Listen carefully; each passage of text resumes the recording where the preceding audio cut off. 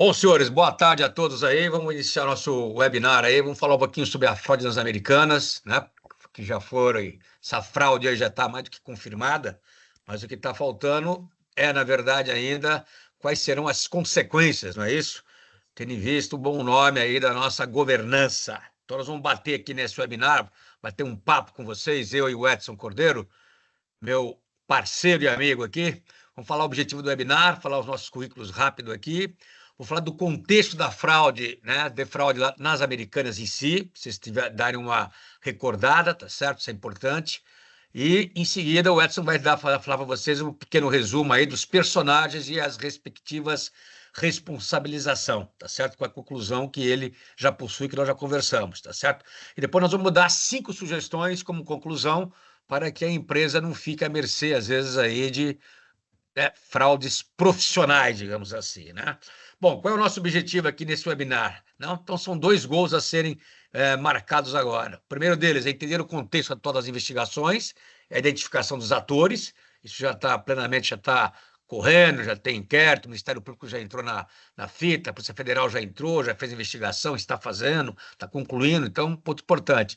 E verificar a tendência da eficácia dos pesos e contrapesos dos controles existentes, ou seja, vai ter ou não vai ter punição? Vai ter ou não vai ter consequência, né, para os respectivos atores, tá certo? Porque se acabar em pizza aqui no Brasil, a gente fica completamente. Porque quando fala que nós ficaremos, é quem lida com governança, risco e compliance, auditoria. Então a gente fica completamente, né, desmoralizado no meu ponto de vista, tá certo? Que é uma vergonha, até hoje, quase um ano e meio depois, as ações aí que o Edson vai comentar depois em seguida, né, caindo está na beira do centavo aí, certo? E o investidor, e o pequeno investidor, que é o pior, é o que saiu mais prejudicado de todos, tá certo? Então isso é uma vergonha para nós aí, eu classifico isso como uma vergonha.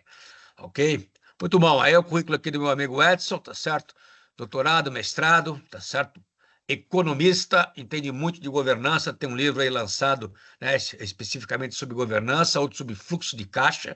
Então, é uma pessoa que eu considero bastante, a pessoa altamente qualificada para poder estar nesse debate nosso aqui. E em seguida, o meu currículo você já conhece, não vou perder tempo em estar comentando sobre ele, você já conhece, então a gente vai avançar aqui para a gente poder estar ganhando um tempinho e deixar o tempo para poder tirar dúvidas se tiver, mas bater o papo entre eu e o Edson Cordeiro. Muito bem, qual é o contexto da fraude, de fraudes nas Americanas, tá certo? Então, primeiramente, o valor da fraude oficialmente foram de 25 bilhões de reais, né? Muita grana. A Justiça Federal até agora determinou o bloqueio de 500 milhões de todos os envolvidos. Então, quem estava envolvido, quem está indiciado, quem está sendo, na verdade, está investigado, na verdade, são quase 15 pessoas, tá certo? Já teve o bloqueio de 500 milhões, né, de reais, tá certo? De acordo com a Polícia Federal, a fraude maquiou os resultados financeiros do conglomerado americano, está certo? A fim de demonstrar um falso aumento de caixa e, consequentemente, valorizar artificialmente as ações das americanas na Bolsa de Valores, tá certo? Então, isso foi a fraude que foi cometida e, obviamente, com esses números manipulados, maquiados, segundo a Polícia Federal, os executivos recebiam bônus milionários por desempenho, obviamente, tá certo? E obtinham lucros ao vender as respectivas ações no mercado financeiro. Então, esse basicamente é o contexto inicial, é a motivação. Então, a motivação é grana, obrigatoriamente, tá certo? É a ganância que fez isso daí, né, crescer, tá certo? Isso é um ponto fundamental. A maquiagem foi identificada, detectada em pelo menos 2 operações. Primeiro é o risco sacado, que é a antecipação de pagamento para fornecedores. Ele não fazia risco sacado, fazia risco morto, na verdade, porque pagava depois que vencia, inclusive, a respectiva duplicata. E a verba de propaganda cooperada, tá certo? Incentivos comerciais, que são utilizados para o setor do varejo, mas que no presente caso eram contabilizados, né, os VPCs que nunca existiram. Então, teve falsificação de documento, tá certo? Quais são os crimes que hoje envolvem esta fraude? Então, tem manipulação de mercado, uso de informação privilegiada, insider trading, associação criminosa e lavagem de dinheiro. Se por acaso, né, os alvos serão condenados ou não, é um ponto de interrogação, mas se forem, pode dar até 26 anos de prisão, Então, esse é o ponto fundamental para isso. Edson, quer comentar alguma coisa aí? É importante, você colocou muito bem, inclusive esses dois, o risco sacado, a forma de contabilização dele, vou falar no resumo, mas uma forma que, desde 2016, a CVM já tinha uma norma de regulamentação como contabilizar. E, por outro lado, a verba, a receita inflada de publicidade cooperada foi uma forma de manipular resultado para distribuir lucro, né? É um absurdo isso. Isso aí, Pode então. continuar. Ótimo, obrigado. Então, vocês vão ver que, na verdade, eles descumpriam regras aí da CVM, aí entra um ponto importante, né? O órgão regulador não estava muito em cima para poder estar olhando. Claro, a gente entende que não tem braço para isso tudo, mas quando pega uma situação dessa, tem que entrar aí, como diz na gíria, né, com força, na verdade, ser incisivo, ok? Ponto importante agora aqui: qual é o perfil do pessoal que está envolvido nesse jogo todo, nessa trama toda? Então, em termos reais, nós temos aí, né, o perfil dos fraudadores, mundialmente colocado, né, e o estado final desejado, que é a intenção deles. Esse estado final desejado é da norma 27.005, que tem, né, para a gente poder estar identificando qual é a intenção do nosso agressor. No caso da norma lá, é de 27.005, é de TI, ou seja, do hacker. E isso nós estamos jogando agora para ações onde o fator humano age, fraude na segurança empresarial, roubo e etc., desvios e etc. Então, nós temos três tipos, né, bem caracterizados. Nós temos o oportunista e o oportunista continuado, aonde basicamente esses não são profissionais, tá certo? O oportunista ele age sob pressão, precisa de grana, está desesperado, então vê a oportunidade, cai no colo dele e ele dá a mordida. O continuado já é um pouco mais estruturado, mas também ainda é considerado como amador. Agora, o predador não. O predador, que é o diamante da fraude, este vai atrás da oportunidade. Este pensa, raciocina, né? É uma pessoa fria, tem uma personalidade forte, na verdade, em relação a quê? Em ser mandão, tem conhecimento do assunto, tem conhecimento do processo, tem conhecimento do negócio. Então, o pessoal não é um pessoal de fragilidade social ou muito menos, tá certo? De fragilidade, que o cara é anjo, entrou de gaiato, não tem esse papo. O cara sabe o que está fazendo, tem certeza do que quer, planeja muito bem, tanto é que está aí o Edson falou, desde 2016, tá? Que a fraude está correndo quase que 10 anos, 12 anos aí correndo esse tipo de fraude, quer dizer, então isso é uma coisa que vem caminhando ao longo dos anos, né? Porque a fraude foi bem estruturada e bem montada, diga-se de passagem. Então, o pessoal é profissional, eles são gelados, isso que é importante. Quando eu falo que são gelados, é que o pessoal sabe o que está fazendo, sabe onde quer ir, a motivação é grana, não tem outro ponto para ver, e a situação está aí colocada, tá certo? Muito bem, o que o Ministério Público já está fazendo junto com a Polícia Federal, tá certo? Então, eles levantaram um organograma, não sei se vocês conhecem isso, organograma do processo da fraude que foi montado, e eles fatiaram em 5 níveis, na realidade, este organograma. Então, o primeiro nível é o nosso ex-presidente, né, o Gutierrez, depois entra com a assessora dele, ou assessora não, a diretora dele, que é presidente, na verdade, da fintech deles, obrigatoriamente, o segundo nível. Então, separaram o primeiro e o segundo, poder saber quem mandava, quem coordenava, quem executava, quem dava as ordens, né? Tem um terceiro escalão. Então, esse primeiro, segundo e terceiro, você tem um nível estratégico e um nível tático, né?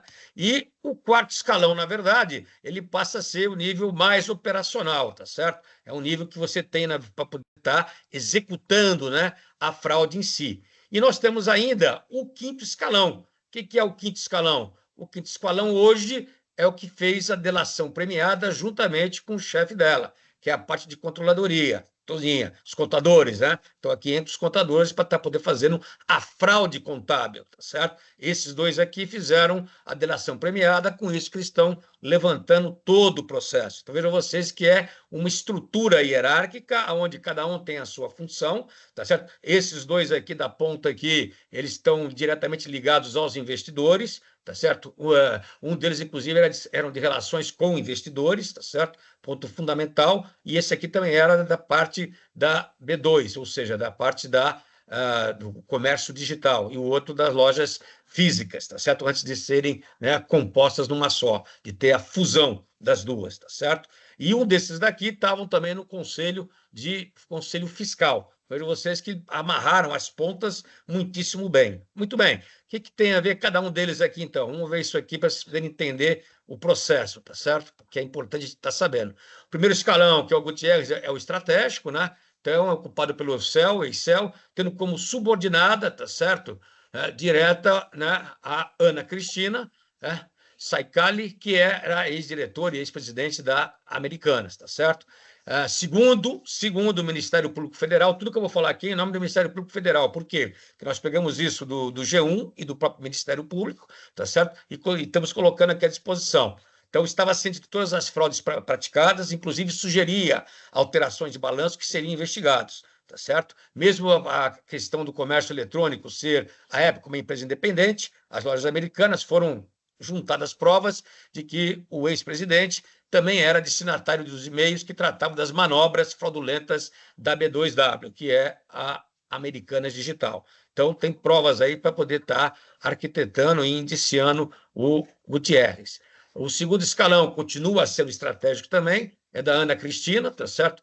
Ex-presidente da AMI, que é a fintech das Americanas, e braço direito, né, do Gutierrez. Então, as provas também deixam claras que a Ana possui uma forte ascendência de comando nas fraudes praticadas, era a principal responsável por comandar as fraudes na B2, sendo comunicada pelos escalões inferiores de diversos crimes praticados, então tinha comunicação feita, né, e troca de e-mails para isso, enquanto chefiou a referida empresa, porém, sempre cientificando o Gutierrez, tá certo? Sobre o esquema criminoso, diz o Ministério Público Federal, ou seja, então, através das comunicações, né? Isso é interessante, né? O pessoal faz há tanto tempo, acaba relaxando e acaba colocando isso no papel, né? Quer dizer, está assinando embaixo aí a sua respectiva sentença, tá certo? Então, esse é um ponto importante que casa com o perfil, às vezes, né, dos fraudadores, mesmo os predadores, porque eles acabam ficando tão confiantes que acabam, né, cometendo erros crassos, né? Então, isso é um ponto fundamental. O terceiro escalão era feito de duas pessoas, né? Ex-presidente da LASA e ex-CFO das Americanas também físicas, e o outro era digital, tá certo?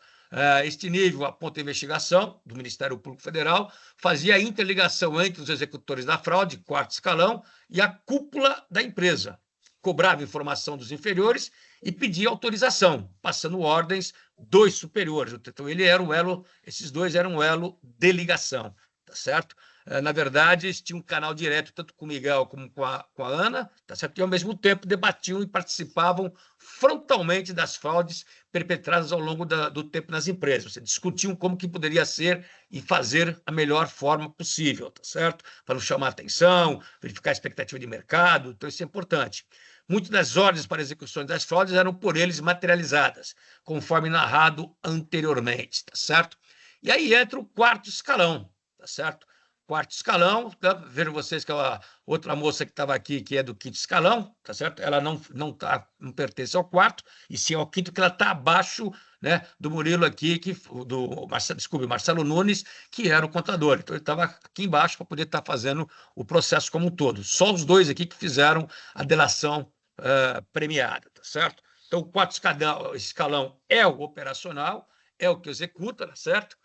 Está a maioria, né, ou estão a maioria dos investigados, ali, apesar de ainda possuírem uma hierarquia de comando, já estavam submetidos às ordens dos demais agentes criminosos, tá certo? Este grupo possuía um poder de decisão, mas muito limitado, e precisava de se reportar para dar continuidade nas fraudes. Quer dizer, então, eles eram mais executores, mais operacionais, do que, na verdade, os mentores intelectuais da fraude como um todo, tá certo? Nesse quarto escalão aí são 11 pessoas, tá certo? Praticamente, cada um com uma função que exercia dentro do organograma, tá certo? E eles exerciam, na verdade, né, o Fabien Picavetti era o responsável por avaliar os números fechados nos trimestres e enviava as sugestões quanto à redação das notas explicativas para melhor atender às expectativas do mercado. Então, o Fábio, que era, na verdade, o diretor que se ligava diretamente com os investidores, na relação com os investidores, ele pegava essa expectativa e tinha que estar batendo para não dar e não chamar atenção, nem acima nem muito abaixo. Essa é a grande sacada que tinha que fazer, tá certo?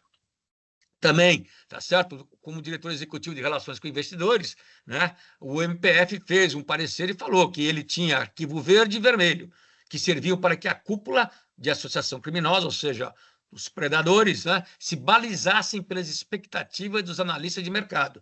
Quer dizer, então ele pesquisava isso, né, conjunto com os analistas, pegava a expectativa deles e teria que fazer a fabricação do número de maneira clara, para definir os números no final do balanço fraudulento. Estou vendo vocês que ele, nesse ponto, muito inteligentes, né? Obviamente, casavam as expectativas, nem acima nem abaixo, senão estourava isso daqui. Membro do quarto escalão, ele também repassava falsas informações para o mercado, o analista de mercado. Então, aí depois tem até a pergunta do Edson, né? As agências de risco, etc. O pessoal acreditava, na verdade, no que o pessoal da Americana falava, das americanas falavam, né? Esse é um ponto importante. Então, esse tinha uma grande credibilidade, né? O trio ali de referência era um trio forte no Brasil, então ele batia de maneira muito clara. Então, tinha um papel fundamental para manipular, diz o parecer. Então, manipulava, né, o mercado de capitais. Então, isso é um ponto fundamental, e aí mostra uma fragilidade do mercado. Por quê? Porque ninguém checa nada. Então, isso é um ponto fundamental para a gente poder estar olhando com maior carinho, tá certo?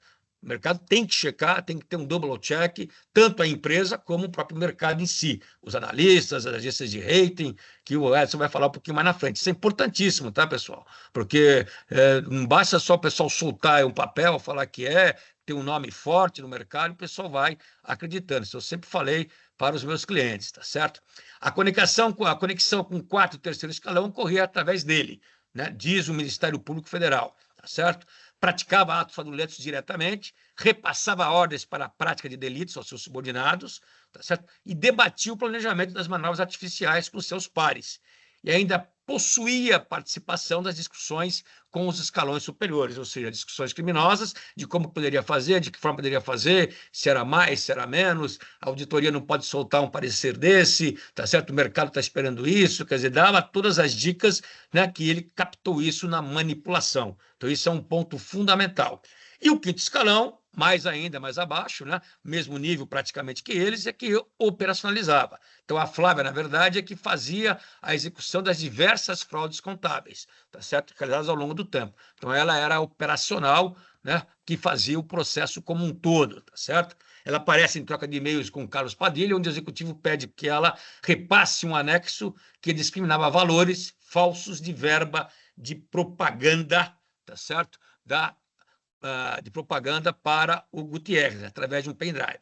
Então, senhores, o que é isso daqui, né? Quer dizer, a gente está verificando que é uma fraude extremamente estruturada, extremamente planejada, pessoal inteligente, pessoal com conhecimento, né? E, obviamente, como eles eram, né, executivos do alto, né, escalão, tá certo? Obrigatoriamente, eles detinham o poder dos controles, tipo Petrobras, quando ocorreu lá atrás, né, um mensalão grande, tá certo? Então, igualzinho, porque ele detinha o poder e aí acabou. Aí a bola é com eles, não tem jeito, tá certo? Ele anula o controle ou não dá bola para o controle em si. Aí fica mais complicado, né? Os órgãos de controle da governança, se não tiverem uma ação firme, não tiver uma personalidade firme, eles poderem estar detectando. Esse é um ponto fundamental. Por isso que eu sempre bato que o perfil dos órgãos de governança, de quem coordena, comanda, tá, ou gerencia, tem que ser diferenciado. Se ele for o tal do cara que abaixa a cabeça, depois arque com as consequências, tá certo? Que isso que é importante. A pergunta que todo mundo faz, na verdade, é onde estava a auditoria, onde estava riscos, onde estava compliance, onde estava a governança, onde estava, né, o conselho fiscal, quer dizer, onde estavam, inclusive, os administradores, conselho de administração. Tá? Acredita em tudo, não pede prova, não manda a auditoria verificar, não manda checar, não pede double check. Então, está aí o que aconteceu, tá certo? Então, esse aqui é esse panorama inicial para vocês poderem entender o contexto, tá certo? E agora, em seguida, entra meu amigo Edson para poder dar para vocês o arremate aí final. Edson, com você, então. Ok, querido. Boa tarde a todos. Eu vou só fazer um resumo breve, ou seja, da colocação que o brasileiro fez, de uma forma bem sucinta. Vamos começar o seguinte: sócio de referência.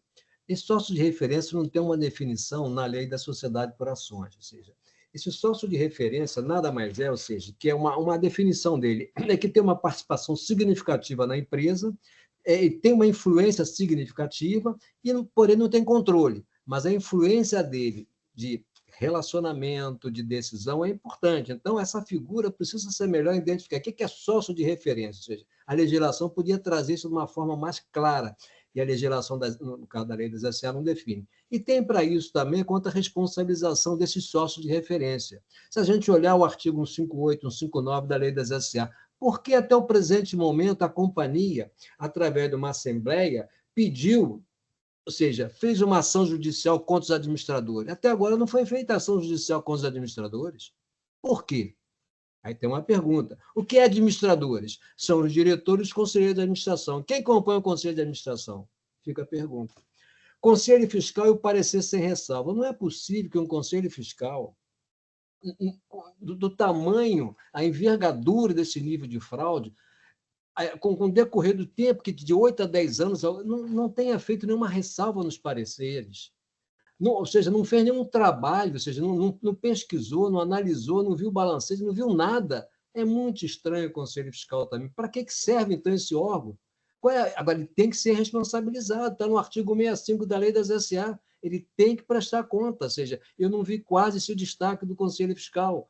O Conselho de Administração também, com base no artigo 158, ele tem a responsabilização dele, ele tem o chamado, a governança está dentro ali do Conselho de Administração, é o coração, e ele tem seus órgãos de controle para auxiliar ele, que é o Comitê de Auditoria, que é a Auditoria Interna, que é os demais comitês, que é risco, que é comprar, ou seja, ele tem a auditoria externa, ele tem toda uma instrumentação do que eu chamo da função controle, o Conselho de Administração utilizar esse controle. Eu não tenho conhecimento contábil, então usava, chamava, fazia reuniões, chamava o diretor financeiro, usava a fonte que ele tem de controle, que é a auditoria interna, que é os comitês, que é o comitê de auditoria.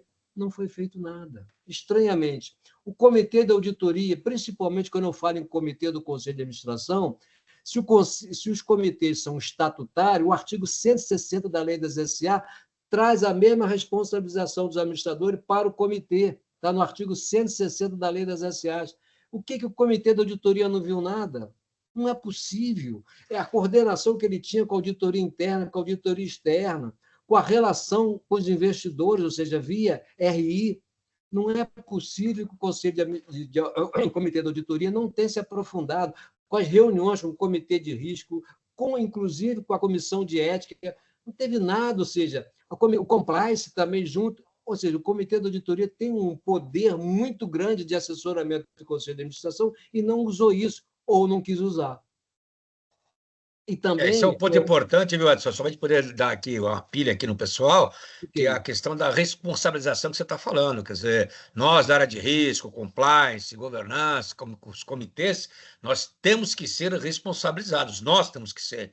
E, obviamente, isso hoje ninguém fala nada, fica todo mundo na moita, né? Quer dizer... Exato, exato. Está todo mundo quietinho. Isso está na lei, no artigo 160 das SL dos comitês, entendeu? Como também o artigo 159 sobre a ação judicial junto aos administradores. Ninguém fala nada, ou seja, a própria empresa, através da Assembleia, também não promoveu nenhuma ação contra os administradores. Por quê? Estranho, né? Vamos muito seguir. Estranho, né? Porque, na verdade, se a gente for ouvindo você falar, é que a gente pode já fazer uma prospectiva, o número de indiciados aí passa de 30, velho. Tranquilamente, passa de 30. Exato. 30, 35, porque uma fraude dessa magnitude ninguém viu, quer dizer, todo mundo é cego. Todo mundo é cego, surdo e mudo.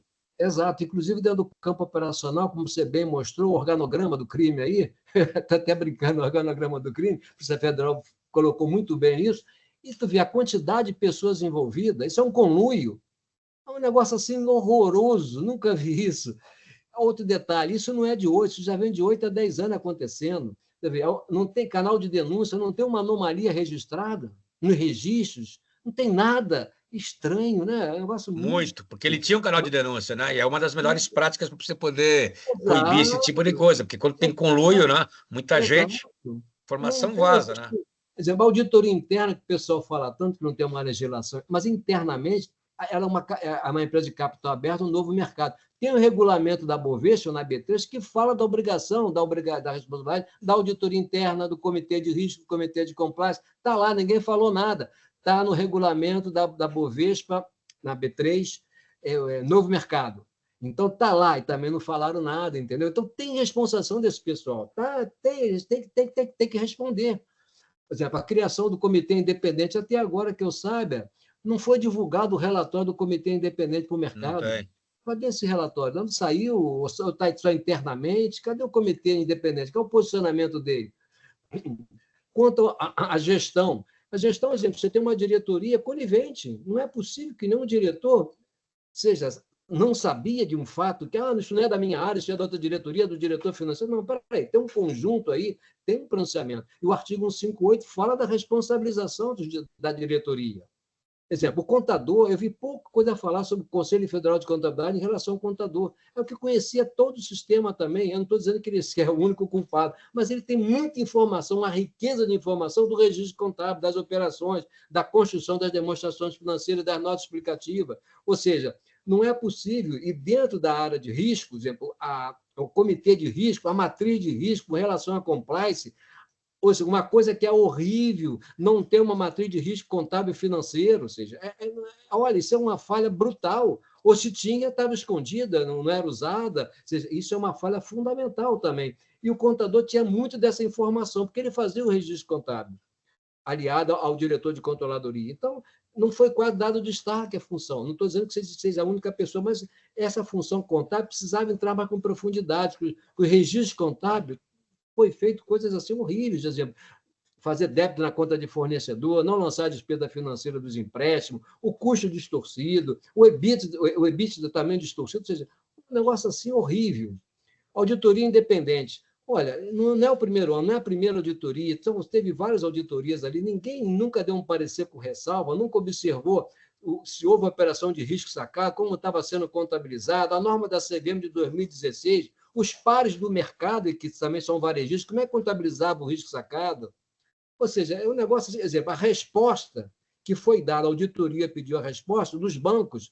Qual foi a resposta dos bancos sobre o risco sacado? Os bancos mandam essa informação também para o Banco Central, para a Central de Risco. Como é que está essa relação do Banco Central também em relação a essa questão dessa informação junto aos auditores externos, junto aos bancos? Então, é uma salada de erros, assim, ou não sei se chama de erros, ou propositais, horríveis, entendeu? A carta de controles internos, das fraquezas materiais, da auditoria externa, isso é fundamental, isso vem de longo tempo. Não tinha nada escrito, não tinha nenhuma fraqueza material ao longo desses anos, não Pois tinha nenhum é. impacto nas demonstrações financeiras, na nota explicativa, no patrimônio líquido da empresa, e distribuindo dividendos, lucros, indevidamente, ou seja, escondendo o custo financeiro dos empréstimos que estavam contabilizados erradamente em fornecedor, as despesas financeiras não eram registradas na demonstração de resultados, o custo, os estoques, tudo distorcido.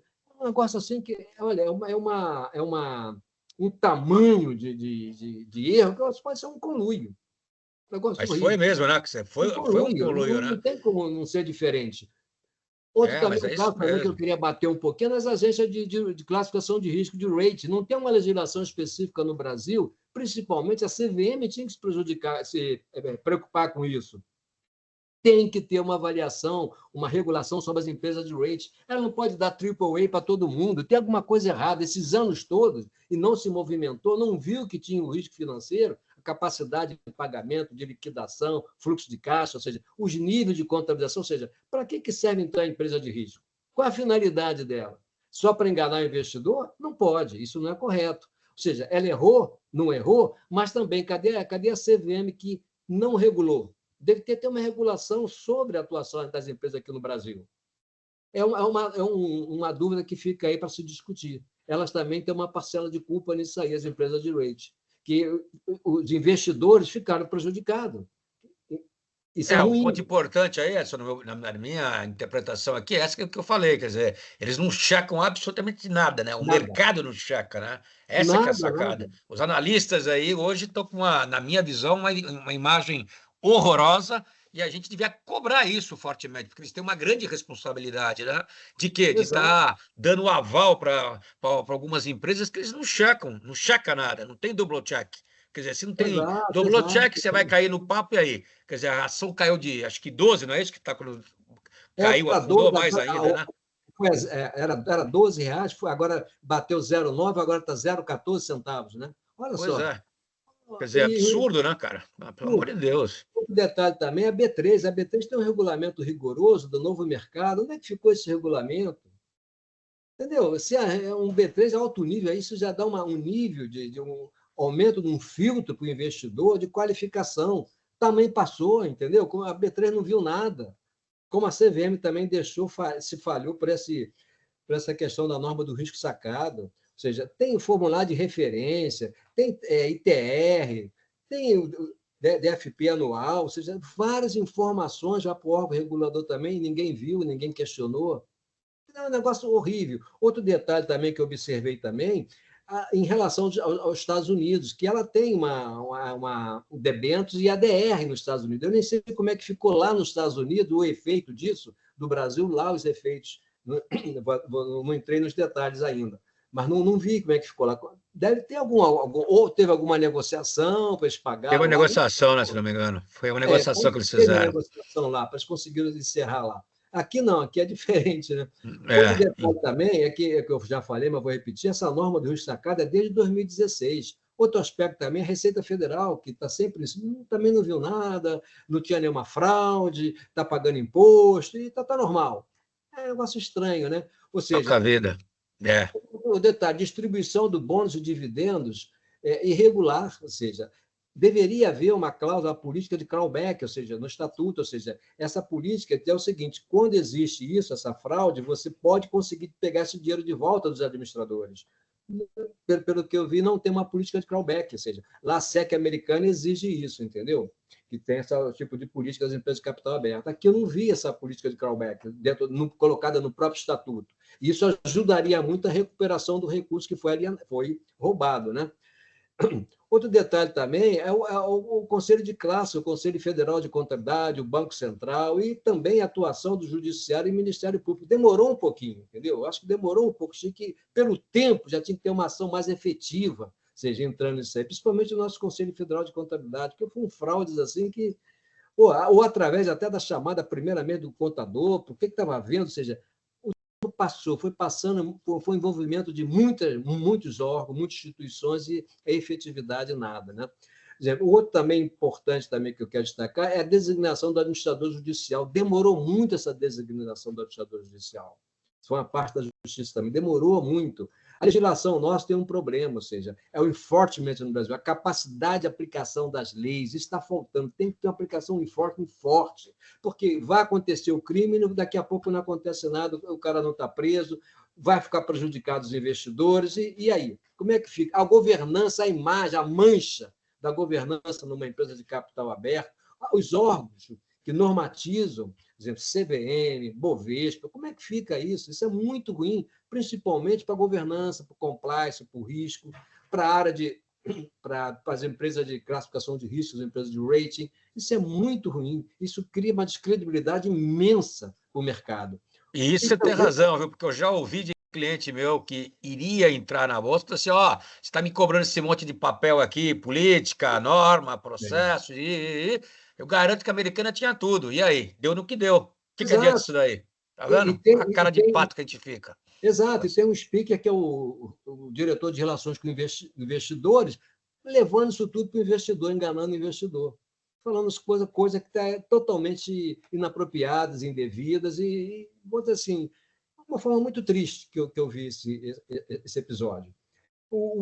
E encerrando, eu pergunto aqui sempre no final, brasiliano, o que houve então? É uma fraude, é um conluio, é conflito de interesse, é um inside trade, ou seja, é um envolvimento assim da grandiosidade disso, que, olha, é um case mundial. Realmente, eu sou um estudioso de governança e, olha, disse que esse foi um case assim, olha, uma grande proporção, entendeu? E, na realidade, quem vai ficar prejudicado é o pequeno investidor, é o minoritário. Isso que é triste, isso que é É. triste. Entendeu? E você vai ver agora, e pergunto no final, no momento tem alguém preso? Não, E ninguém. o que eu estou sabendo agora parece que saiu aí uma, Revogação. uma revogação de uma prisão aí, que tinha um pedido, mas saiu hoje, parece que está solto. O Foi, do Gutierrez, lá ex-presidente, de parece que está solto já. Então, no final, deu um grande samba, cabe né? em pizza, né? É, Cabe em pizza. infelizmente, né? Então, passo a passo, eu tentei fazer de uma forma bastante rápida e resumida, para não tomar muito tempo também para a gente poder dialogar mais, mas o que me deixou muito assim chateado foi sobre a governança, ou seja, é um ponto que eu gostaria até de discutir contigo sobre as linhas de defesa. quebraram toda a linha de defesa, quebraram, por exemplo, a integridade, a ética do sistema, ou seja, a ética é fundamental, a integridade é princípio de governança, a ética é fundamento. Ou seja, como é que as 3 linhas de defesa foram corrompidas? Totalmente corrompidas, ou seja, ela não teve nenhuma ação preventiva, é como a gente fala nos controles internos, ou seja, você tem um detectivo, preventivo e corretivo, ninguém se intercalou numa visão mais especializada em cada ponto desse. Olha, um negócio assim que é muito difícil, né, de você entender dentro de uma estrutura e funcionando vários anos. Não foi uma Vários anos, há coisa. muito tempo, né? E outro ponto que nós temos que estar debatendo um pouco para poder entender também, né? Porque é interessante, uma fraude dessa de 10 anos, por exemplo, tá certo? Tá aí, esse é o resultado das investigações que estão rolando aí, né, senhores? Para quem não sabe, não deu em nada por enquanto. Mas só Até precisa, agora nada. só para vocês entenderem, então. Quer dizer, uma pergunta que eu estou fazendo e não vi ninguém fazer. Eu pergunto para você, então, Edson, como é que o novo presidente que ia assumir, ele matou a charada em 8 11, dias, 8 ou 8 10 dias. dias, 8 dias, 10 dias, ou 3 meses antes. E ninguém dos órgãos de governança enxergou isso aí. O cara chegando de fora. Qual é a É mágica que foi difícil. feita? O cara é especial? Qual foi a mágica que foi feita? Né? É um negócio muito interessante, né? Porque no momento que você chega, você tem 10 dias de empresa, ou você já tinha essa informação antes, através do banco, que parece que ele era do Santander, já tinha essa Isso. informação privilegiada, e quando ele sentiu e viu que o tamanho, a norma era muito grande, aí ele pulou. Mas talvez já tivesse os insights, por quê? Do risco Ah, com sacado via certeza. banco. Já Pois tinha os é, mas insights. então. Entendeu? Então, você vê o que aconteceu internamente, ou seja, é um grande conluio, né? E com isso você não tem governança que consiga você Suporte, né? que dê um Por isso que eu suporte. falo Então, aqui, só aqui, ó, na conclusão nossa, o que você vai me dar aqui agora, ó, a cúpula manipulava, né? Na sua opinião, sim, isso que eu coloquei aqui agora, é possível de ocorrer? Quer dizer, os órgãos de governança, se eles forem mais efetivos, eles conseguem identificar que algo está acontecendo ou não, na sua visão? Eles sendo efetivos que eu falo, serem chatos, serem fortes, serem contundentes, porque o que é, acontece muito no mercado é isso, né? Os órgãos às vezes não são, exato, né? exato. O bom que eu digo sempre é que você tem a governança em 3 dimensões: os acionistas, o conselho de administração e os diretores, no primeiro segmento, as 3 dimensões. No momento que você tem um conselho de administração, que eu digo que é chato, ele cobra, ele acompanha, ele pede informação, ou seja, ele monitora a gestão, aquele chato é o mais importante. Ou seja, agora, se ninguém tem essa sensibilidade de saber perguntar, saber acompanhar, monitorar, a coisa vira um conluio, porque está todo mundo um de acordo com o outro. Isso não pode acontecer. Isso não pode acontecer, porque você tem uma relação de o conselho orienta e fiscaliza, a gestão executa e presta conta. Essa que faz o bonito da governança, governança e gestão. Essa que é a interligação, entendeu? Um orienta e fiscaliza, outro executa e presta conta. Independentes, existe uma independência. E o monitoramento disso, no Conselho de Administração, se dá pela função controle. O que é a função controle dentro do Conselho de Administração? Ele tem um comitê de auditoria, comitê de risco de compliance, auditoria interna, ele tem a comissão de ética, ou seja, ele tem um conjunto de informação, de instrumentos que ele pode monitorar a gestão. Ele pode monitorar a gestão. E isso é um ponto também, em dado momento, de falta de independência em dado momento desses conselheiros. É um ponto que deixa muito no ar. Essa figura também do sócio de referência, a influência deles, eles são investidores relevantes e têm uma influência significativa dentro da empresa, não controla, mas a influência deles, quem compõe aí, quem são os membros do Conselho de Administração, veja quem são os membros do Conselho de Administração, que é aquilo que eu bati, por que até hoje não foi feita uma ação da empresa através da sua assembleia junto aos administradores? O que está faltando para poder tentar ver se consegue buscar algum retorno sobre o que foi pago dos bônus indevidamente? A contabilidade criativa, que a gente sempre fala isso. Quando eu lembro aqui a contabilidade criativa, quando a gente está falando de risco, a gente fala do cisne negro e a contabilidade, que agora a contabilidade criativa está do lado do cisne negro, né? Tá. Olha, será que você... Pô, eu até brinquei outro dia lá, isso não pode ser um cisne negro, mas será uma contabilidade criativa aqui que está há 8, 10 anos rodando, pode se transformar num cisne negro, brincando, né? Mas é um negócio assim que tu fala, como é que a área de risco também nunca viu isso, entendeu? Por quê? Ou seja, a independência aí é muito importante, entendeu, brasileiro? E tem até um gráfico, tem até uma, uma abordagem no Código das Melhores Práticas do BGC, que a estrutura se chama de governança, que ele separa o que é governança, Isso. risco, compliance, controle interno, separadamente. Eu até defendo hoje aquelas linhas de defesa que você tem a governança, o risco e o compliance. E o controle interno separado também. Se por Também. acaso a relação de custo-benefício estiver muito alta, o controle interno tiver de ser absorvido por alguma área, ele, no meu entender, tem que trabalhar junto com o risco, por causa do Isso. curso de 2017, que foca muito em risco. Entendeu? Isso. Então, com isso, você dá uma liberdade para essa área trabalhar e fazer, por exemplo, uma blindagem, um filtro junto à alta administração, mas tem que ter independência. E o IBGC fala muito bem que essas áreas devem também se reportar matricialmente ao Conselho de Administração, não só ao CEO, como está no organograma lá do IBGC, no código, agora na sexta edição. Então, brasileiro, essa é a minha visão, entendeu? Ou seja, eu acho que poderia ser detectado dentro do Conselho de Administração, porque ele representa os acionistas. E aí houve alguma coisa, houve um grande interesse, seja de dado momento, fingir que não viu, não sabe, ou fazer as coisas que não deveria fazer via conselho, não monitorar a gestão, ou passar a informação de uma forma que, em dado momento, fique dúbia. É um case, entendeu, brasileiro? Com várias É um case para interpretações. poder ser estudado, né? Essa é a grande sacada, né? Para ter uma ideia, né, da estrutura, eles colocaram até mesmo do Conselho Fiscal, né, que aprovava os balanços dentro, né, do processo de fraude Exato. estruturada, né? Ele trouxe para dentro do processo o Conselho Fiscal, que tem que ter uma independência. O Conselho Fiscal se reporta diretamente aos acionistas, não é o Conselho de Administração, mas estava envolvido também. Estranhamente, né? Estranhamente, né? Estranhamente. E o pior não é isso, né? Para nós aqui como um todo, ó, o que o mercado anda dizendo? Está falando isso daqui, ó. Não adianta ter um avião mais moderno, cheio de luzes de alerta, se o piloto e toda a tripulação decidem jogar o avião no mar. Foi o que aconteceu com as americanas. Ou seja, o que eles estão falando aqui? O que o mercado está falando? Escuta, velho, se o diretor, se o C-Level quer, não tem mais o que fazer. Será que não tem, gente?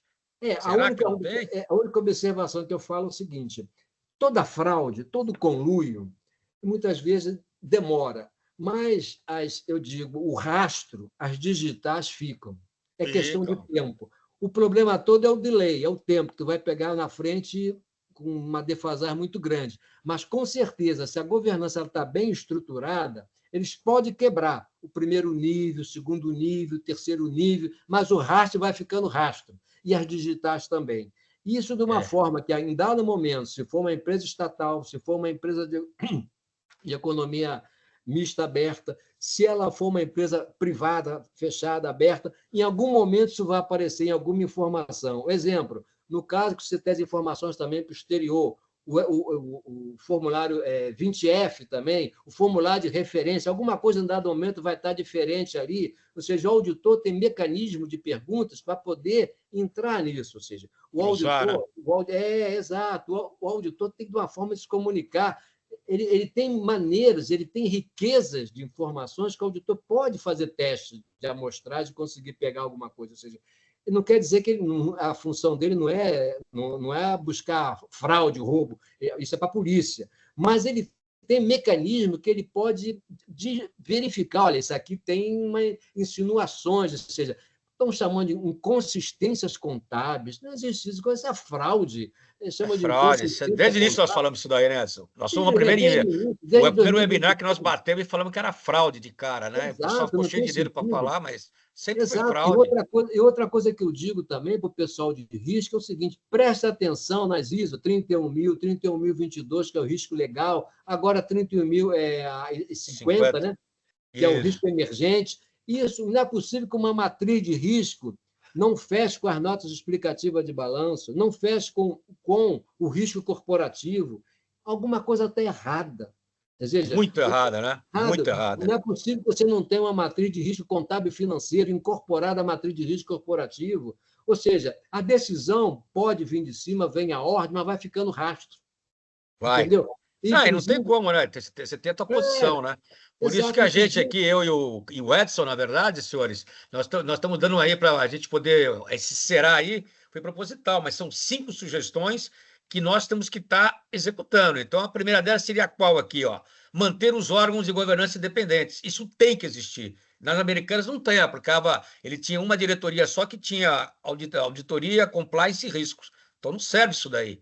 Então, o que fala, o que pede, na verdade, o IBGC, na sexta edição, é isso aqui, ó. É o que o Edson falou. Auditoria direto para o conselho aqui e as 3 áreas aqui, que são órgãos de governança, pode estar matricialmente ligado ao conselho, não só ao presidente da empresa, mas ao conselho, está aqui colocado. Então, isso aqui Exato, tem que ter essa independência.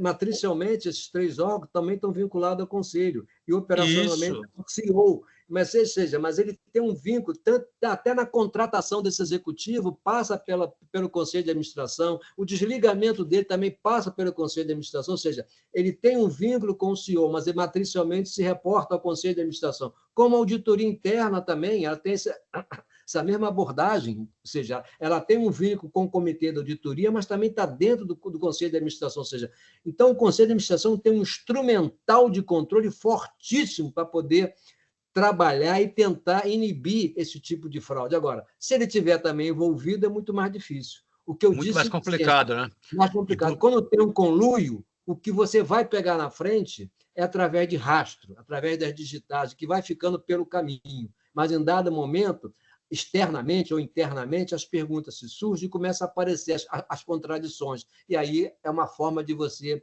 entender essa trilha da auditoria, que a maioria também dos sistemas, inclusive em risco, não está levando a sério a trilha da auditoria dentro do sistema. Não está, não está.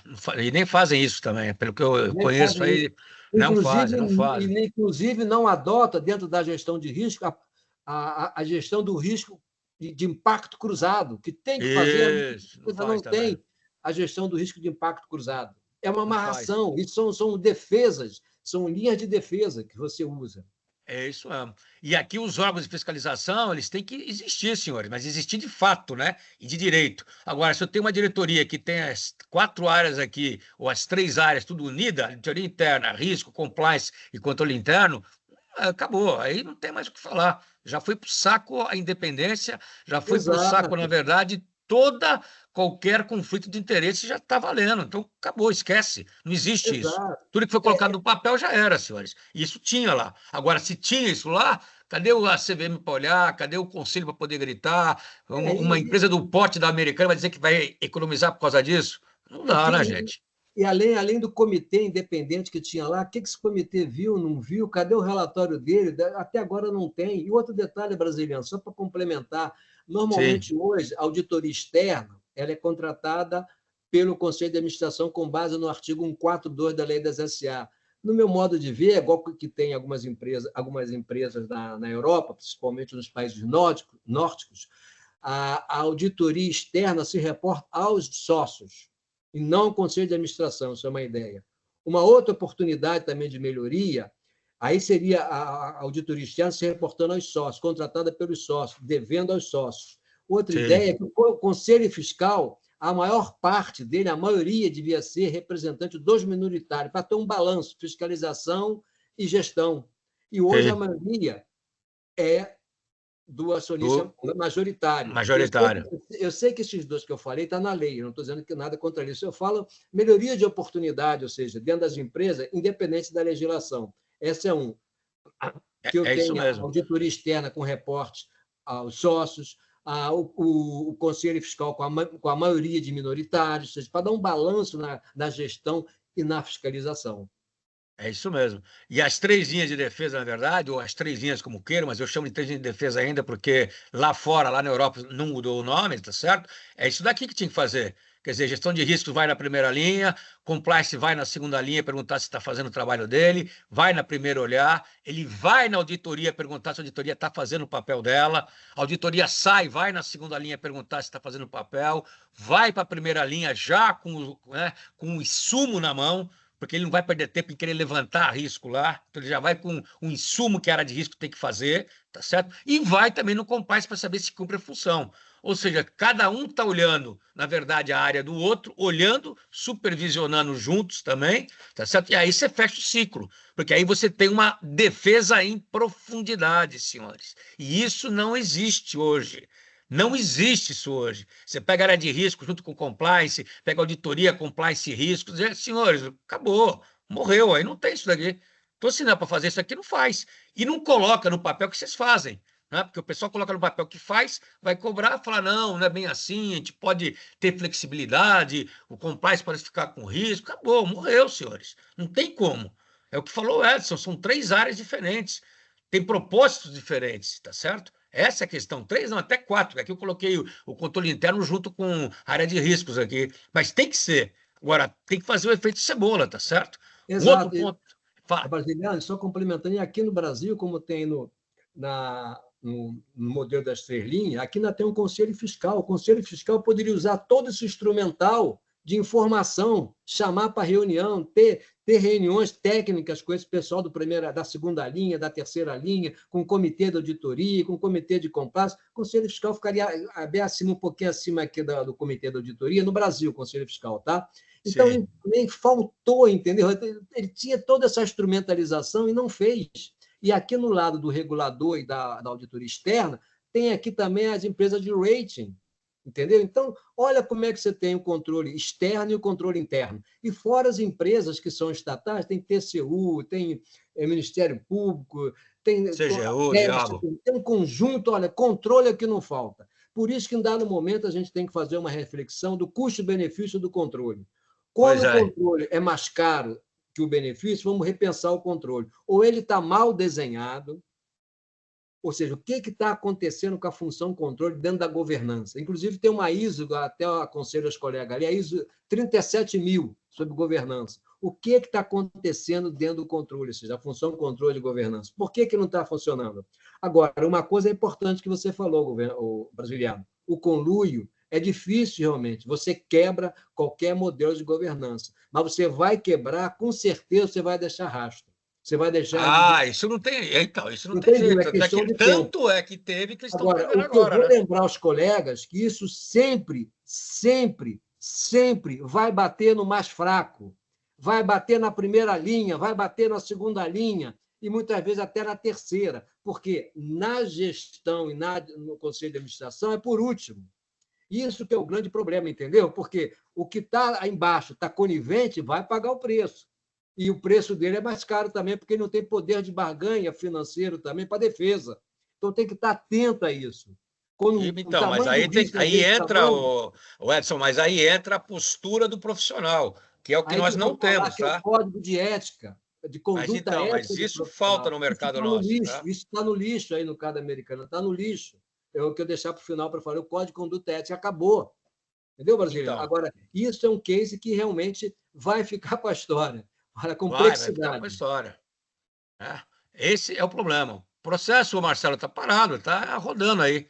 É. Outra coisa que tem que fazer, olha aqui, ó, para gente poder andar aqui, implantar estratégia de prevenção, auditoria surpresa, supervisão sobre gestores e supervisão de dados. Ninguém checava nada, senhores. Ninguém checa nada. Os dados do balanço, os dados que foram dados como nota, né, Das de platinas, propaganda, de tudo. Quer RI, dizer, relações com ninguém investidores. checa nada, ninguém verifica nada. Ninguém pega uma nota para verificar se aquilo é real ou não. Eu garanto a vocês que deve ter furo lá. Deve ter sequencial de número errado, entendeu? Então tem que ter. Isso tem. Se for verificar, tem. O pessoal fez isso daqui? Não, não fez. Tá certo? Então isso aqui é importante vocês olharem isso daqui. Tá certo? Ponto importante que o Edson falou, que estamos batendo aqui. Olhem a ISO 31022, que é de risco legal. Olhem a ISO 31050, que saiu agora e que ela trabalha com 2 frameworks integrados. Quais são os 2 frameworks integrados? Um de inteligência e o outro de risco, senhores. Inteligência. Você vai atrás da informação. Você vai atrás dos dados. Para quê? Para você colocar resiliência na empresa. Eu tenho que antecipar, resistir, absorver, responder e adaptar. Quer dizer, não tem jeito, senhores. Nós temos que cruzar informações. Nós temos que cruzar informações. Nós temos que checar informações. Ninguém pode ser anjo, senhores. Ninguém pode ser anjo, tá Um exemplo, certo?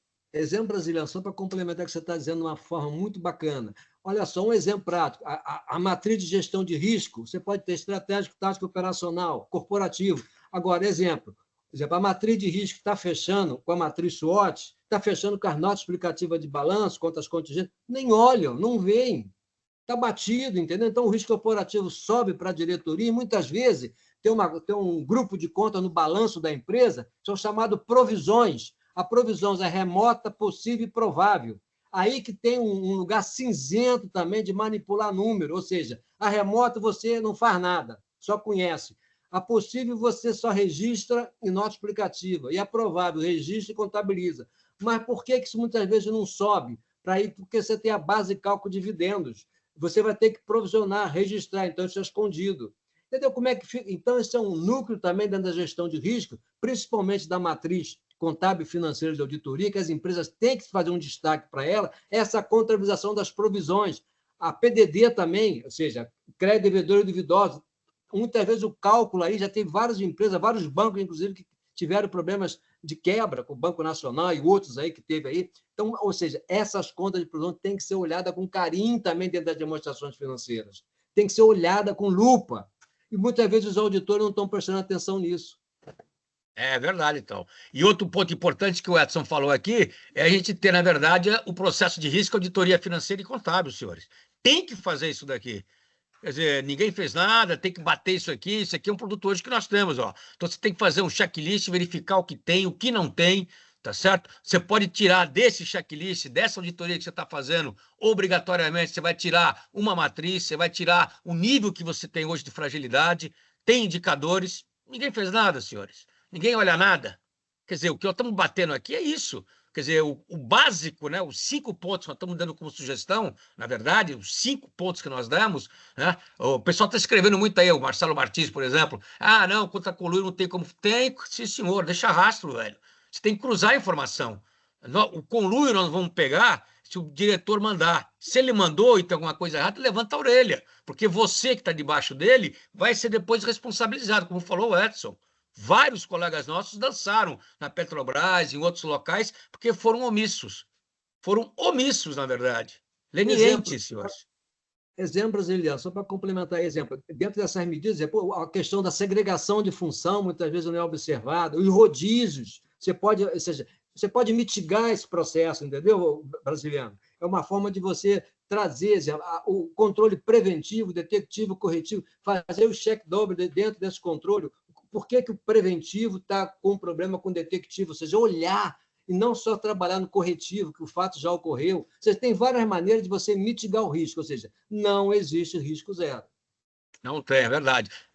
Eu acho que eu falei aqui porque eu li muito rápido, que o Marcelo Martins não foi isso que ele falou, não, então. Ele falou que era a questão da punição que não tinha, né, Marcelo? É isso aí. Mas então Não, é fica aí, importante. A senhores. punição é importante. Punição é muito importante. Ele colocou muito bem esse ponto. É importante que é que eu falei sobre enforcement, a capacidade de aplicação das leis, do regulamento, das normas. Não tem. Como o cara acha que não tem punição, tudo vale.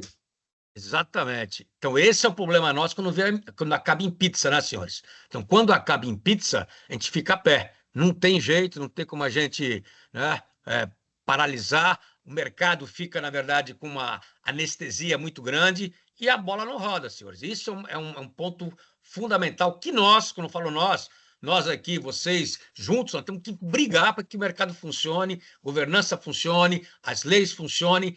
Temos que cobrar. Se nós não cobrarmos, a coisa vai ficar do jeito que está. Temos que cobrar o IBGC, cobrar a CVM, cobrar a B3, temos que cobrar, tá certo? Se não cobrar, a gente fica parado. Eu junto com o Edson aqui, esgoelando aqui, ver se pô, acontece alguma coisa, mas não vai, a gente sabe, conhece o Brasil. Infelizmente, certo? Brasileiro, Infelizmente. brasiliano, inclusive, tocar também no nosso congresso aí, que tem dois projetos aqui parados.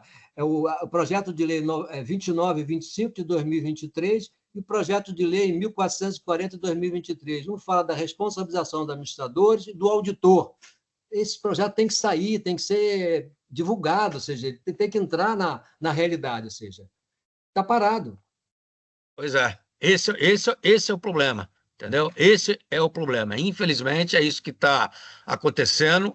A sugestão nossa, na verdade, sugestões, né, que nós damos aqui é 5. No nosso ponto de vista, dá sim para pegar o conluio, porque deixa rastro, tá certo? Não tem risco zero, obrigatoriamente, tá certo? Agora, as americanas, como falou o Edson, é um case que tem que se estudar bastante, tem que entender o que foi que houve, porque existem muitas perguntas sem respostas. Uma delas é essa.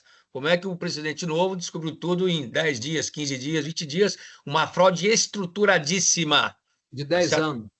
Tá certo? Então, vocês viram aí o organograma. Agora, tem outro ponto importante. Esse organograma são as pessoas-chave. Eu garanto para vocês que tem gente pica-pau lá embaixo que estava sabendo e ficou quieto, ficou com medo. Óbvio que ficou sabendo, porque a informação vaza. O fraudador tem um rosto desconhecido, entre aspas. A informação vaza. E todo mundo sabia que algo estava ocorrendo. O pessoal que estava na administração tinha que saber. Ninguém é tonto. Ninguém nasceu ontem, senhores. Entendeu? A informação, a troca de e-mail, quando a auditoria passa a exigir uma série de documentos, os caras se reuniam na sala, naquela sala que até é falada aí nos artigos, a sala amarela, que antes era, a sala blindada, onde todo mundo se reunia. Quer dizer, ninguém sabia de nada. Ninguém sabia que o bicho estava pegando. As secretárias não sabiam, ninguém sabia de nada. Não tem isso, senhor. Vocês viram o que aconteceu com a Debrecht aí há tempos atrás? Acabou. Tem jeito, não tem conversa. Claro que sabe. Informação vaza. Esse é o princípio número 1 da inteligência. Informação vaza. É impossível você segurar a informação. Impossível. Tá certo? Então, é aí que entram as coisas. Tá certo? Bom, senhores, nosso tempo já deu Brasília, aqui, são 17 Brasília, horas. só para Pode complementar, falar. inclusive um fato importante, essa política do crawlback está no estatuto da empresa, entendeu, brasileiro? Porque isso dá condições de vocês recuperar, ou seja, você tem uma base legal para recuperar o que foi pago indevidamente por fraude, refazimento de demonstrações financeiras, irregularidades contábeis, ou seja, vai trabalhar no depois, mas tem uma instrumentalização, essa política de crawlback, entendeu? É importante isso, inclusive a SEC americana exige lá para as empresas de capital aberto. Ou seja, agora só complementando a colocação do colega, ou seja, não existe risco zero. Agora, a punição é muito importante. O enforcement da legislação, do regulamento, é importante. E, por outro lado, também, é aquela política do whistleblower, que é do denunciante, estimular que se isso fez, como tem nos Estados Unidos, né, que ele tem um percentual do ganho quando ele denuncia, né, uma fraude, né, documentado. Então, são práticas que o BGC, até no Código BGC, traz sobre o whistleblower. Então, eu acho importante, cada vez mais, a transparência e os princípios da governança, porque senão você deixa uma empresa numa situação muito delicada. E no mercado de capitais, o investidor ele foge desse mercado. Para que eu vou para B3, novo mercado, se não tem segurança nenhuma? Ou seja, o controle é só para inglês ver? E não tem eficácia? Entendeu? Então, e no final, quem fica com prejuízo é o pequeno investidor, é o minoritário, que é muito ruim. Muito ruim. Por isso que nos Estados Unidos, na verdade, o pequeno investidor tem uma força muito grande e lá eles não brincam em serviço, porque o mercado de capital americano como é a nossa poupança aqui, né? Todo mundo investe, todo mundo ganha dinheiro com ele, ou vive dele, ou é a aposentadoria deles que eles fazem investimento, então é outro papo lá, né? Por isso que a SEC é tão rígida, tem que ser, e aqui no Brasil deveria ser, para poder estimular. Agora, teve gente mais humilde que investiu aí nas americanas, investiu a sua reserva praticamente toda, grande reserva, que eu falo pequeno número, 12 mil, 13 mil reais, foi tudo pro saco, perdeu tudo, pô. De 12 reais cair para 0,14 centavos, perdeu, tchau, foi embora. E aí, quem paga E isso aí aí, para ele? ainda aí a empresa de rating ainda deu um triple A, né? Pois é. Quer dizer, cadê a responsabilidade nisso? Nós temos que ter responsabilidade, gente. Responsabilização. Quer dizer, a pessoal de risco, compliance, controle interno, auditor, quando assinar, assina com força, assina sabendo o que está fazendo. Não dá um chamego lá em qualquer lugar, como acontece, senhores. Vocês sabem disso. Como acontece. É vergonhoso isso daí. E fica essa situação agora, toda ela inebuscada, ninguém dá a solução para nada, não vai dar, e fica esse samba do crioulo doido. Essa é a realidade nua e crua. Nua e crua no Brasil, infelizmente. Vai acabar em pizza de novo. E a gente vai ficar chupando o dedo. Igual fizeram com a Lava Jato aí, igualzinho. Vai acabar em pizza. E todo mundo vai sair na boa, tá certo? Os big boys aí, os grandalhões vão ser presos, os que de advocacia estão segurando, não, a imagem, é mercado, e virar pizza. Então, ela tem que dar uma resposta, tem que fazer alguma coisa. Não é possível que os órgãos hoje, né, as associações, né, tudo isso daqui não faça nada. Nada, que ninguém está fazendo nada. E está como se fosse normal isso daí. Ah, teve uma fraude, 25 bi. Acabou. Acabou. E fica por isso mesmo. Então, senhores, infelizmente, esse era o recado que a gente queria dar. Passa a palavra para o meu amigo Edson, para ele poder finalizar também com vocês, tá certo? E vamos fazer aí mais alguns webinars aí para a gente tentar discutindo isso, para a gente poder ver se a gente consegue reverter a situação. Edson, a palavra é sua aí para poder fechar aí. Ok. Obrigado pela audiência de vocês, pela atenção. Tentamos aqui fazer um resumo bastante rápido desse assunto, mas é um assunto extremamente complexo. Agora, uma coisa importante é vocês começarem, o pessoal da área de risco, começar a olhar a matriz de risco contábil, financeira e auditoria. Isso é muito importante. Quanto mais você segmentar ela a nível de filtros, ou seja, se é uma empresa de médio porte, grande porte, você aumenta o filtro, diminui o filtro, ou seja, a relação de custo-benefício. E a integração dela com o impacto de riscos cruzados. É muito importante para dar credibilidade quem gerencia esse segmento de gestão de risco, de compliance, de governança. É importante essa relação. E agradecer a vocês. Um abraço grande para vocês. Muito obrigado. Ok, senhores. Edson, muito obrigado pela parceria de sempre, pelas seus insights aí muito bons. Senhores, muito obrigado pela audiência, obrigado pela paciência e até uma próxima vez, então. Muito obrigado, hein, senhores. Até logo. Um abraço. Um abraço. Obrigado a todos.